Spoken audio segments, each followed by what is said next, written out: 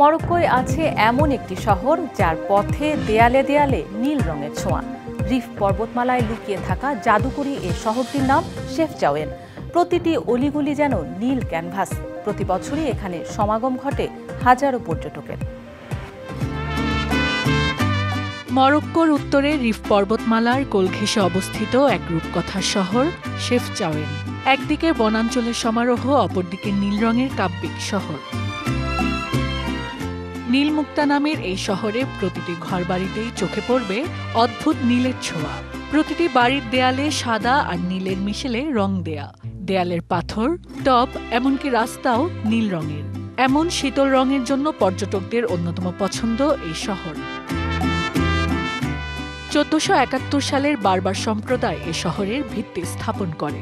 পরবর্তীতে স্পেনের আন্দালুসিয়ান থেকে পালিয়ে আসা ইহুদি শরণার্থীরা এখানে বসতি গড়ে তোলেন। আবার কারো মতে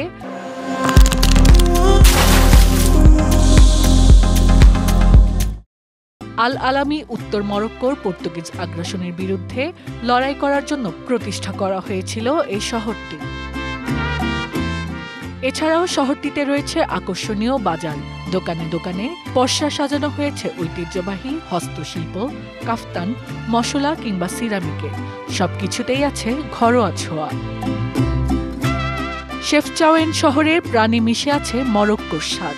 এখানকার তাশা হাসানের মতো ঐতিহ্যবাহী রেস্টুরেন্টে পরিবেশিত হয় জনপ্রিয় তাজিন আর মশলাদার কুসকুস খাবার। Hasna Akter, DBC news desk.